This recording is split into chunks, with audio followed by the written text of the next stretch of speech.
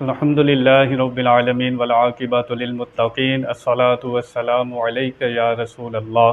मेरे मोहतरम सामिईन व नाज़रीन, अस्सलामु अलैकुम व रहमतुल्लाहि व बरकातुहू।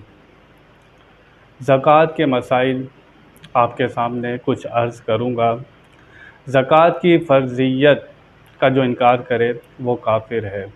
कुरान व हदीस में ज़कात अदा करने पर बहुत ज़ोर दिया गया है। जो लोग ज़कात अदा नहीं करते उनके लिए सख्त अज़ाब की वईद है।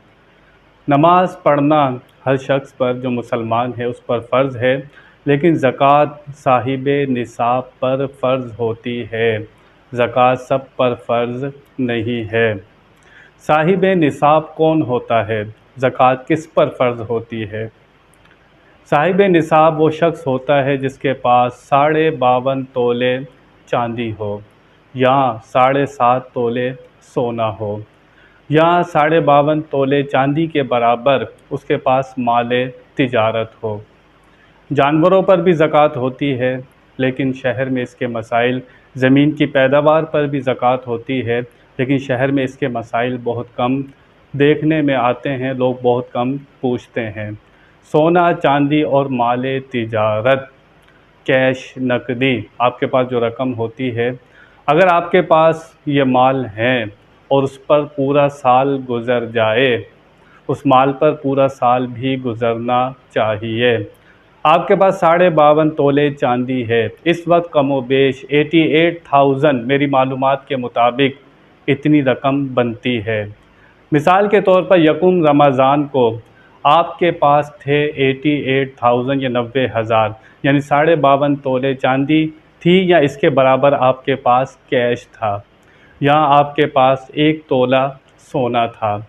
इन सब को मिलाया आपने, एक चीज़ नहीं थी आपके पास थोड़ा सा सोना था, थोड़ी सी चांदी थी, थोड़ा सा कैश था।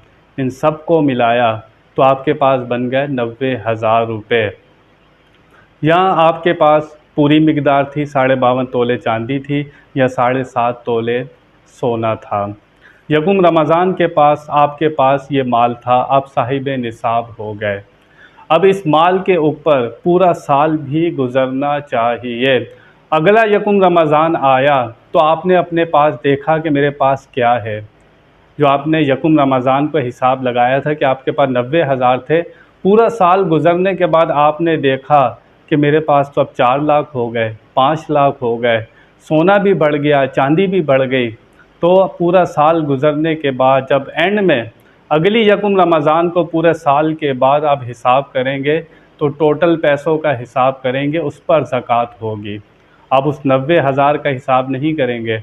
जो पूरा साल गुज़रने के बाद अगला यकुम रमज़ान आएगा, उसके पास जितनी मालियत है आपके पास, हाजत असलिया के अलावा जितना आपके पास कैश था, जितना सोना था, जितनी चांदी थी, जितना माल तिजारत था, आप उसका हिसाब लगाएंगे और ज़कात देंगे पूरा साल गुज़रने के बाद। ये गुज़रना लाज़मी है।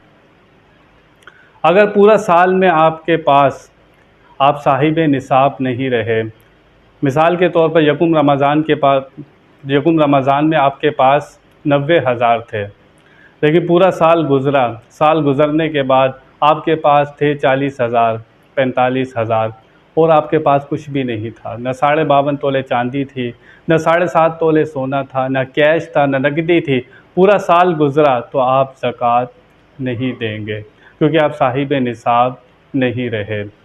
अगर वो माल ख़त्म हो गया, पूरा वो साल भी आपका ख़त्म हो गया, तो साहिब निसाब होना इसमें बहुत ज़रूरी है।